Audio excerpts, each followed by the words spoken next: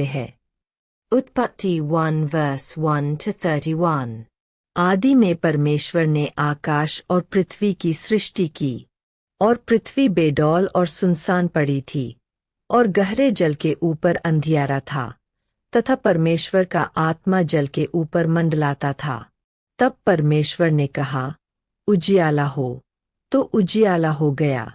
और परमेश्वर ने उजियाले को देखा कि अच्छा है, और परमेश्वर ने उजियाले को अंधियारे से अलग किया, और परमेश्वर ने उजियाले को दिन और अंधियारे को रात कहा। तथा सांझ हुई फिर भोर हुआ। इस प्रकार पहला दिन हो गया। फिर परमेश्वर ने कहा, जल के बीच एक ऐसा अंतर हो कि जल 2 भाग हो जाए। तब परमेश्वर ने एक अंतर करके उसके नीचे के जल और उसके ऊपर के जल को अलग अलग किया, और वैसा ही हो गया। और परमेश्वर ने उस अंतर को आकाश कहा। तथा सांझ हुई फिर भोर हुआ। इस प्रकार दूसरा दिन हो गया। फिर परमेश्वर ने कहा, आकाश के नीचे का जल एक स्थान में इकट्ठा हो जाए और सूखी भूमि दिखाई दे, और वैसा ही हो गया। और परमेश्वर ने सूखी भूमि को पृथ्वी कहा, तथा जो जल इकट्ठा हुआ उसको उसने समुद्र कहा। और परमेश्वर ने देखा कि अच्छा है। फिर परमेश्वर ने कहा, पृथ्वी से हरी घास तथा बीज वाले छोटे छोटे पेड़ और फलदायी वृक्ष भी, जिनके बीज उन्हीं में एक एक की जाति के अनुसार होते हैं, पृथ्वी पर उगे, और वैसा ही हो गया।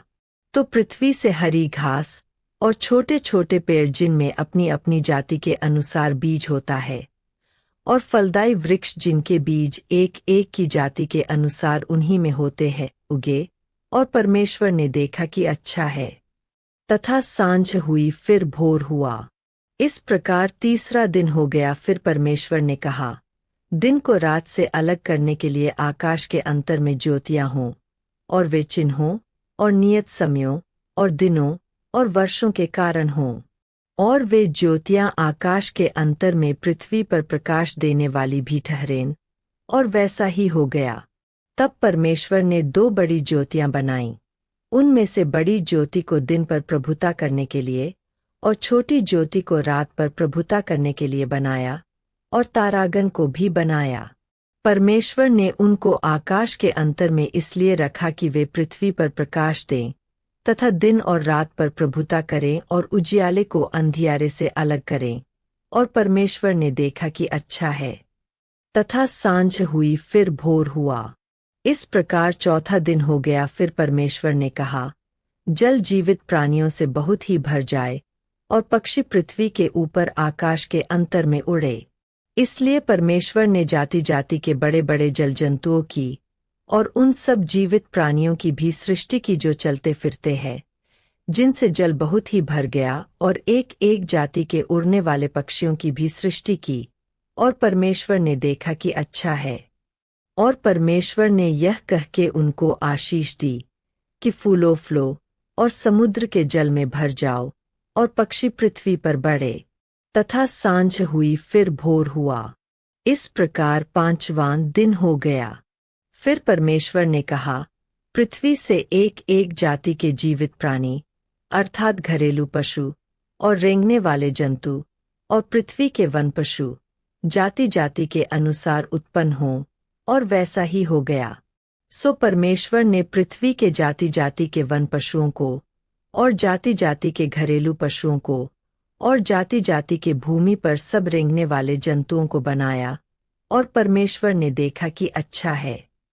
फिर परमेश्वर ने कहा, हम मनुष्य को अपने स्वरूप के अनुसार अपनी समानता में बनाएं, और वे समुद्र की मछलियों और आकाश के पक्षियों और घरेलू पशुओं और सारी पृथ्वी पर और सब रेंगने वाले जंतुओं पर, जो पृथ्वी पर रेंगते हैं, अधिकार रखें।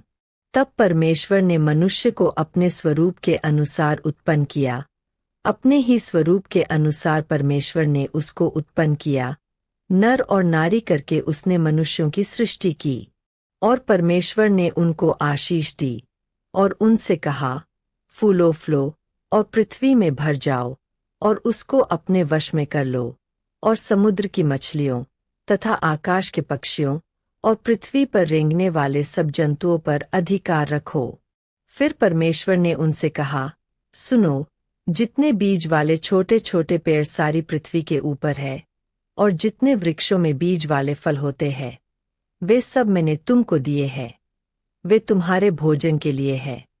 और जितने पृथ्वी के पशु और आकाश के पक्षी और पृथ्वी पर रेंगने वाले जंतु हैं, जिनमें जीवन के प्राण हैं, उन सब के खाने के लिए मैंने सब हरे हरे छोटे पेड़ दिए हैं। और वैसा ही हो गया। तब परमेश्वर ने जो कुछ बनाया था सबको देखा, तो क्या देखा कि वह बहुत ही अच्छा है। तथा सांझ हुई फिर भोर हुआ। इस प्रकार 6वां दिन हो गया। परमिशन आपको इन वचनों के द्वारा आशीष दे। आमीन। हम अगले अध्याय के लिए कल मिलेंगे और हम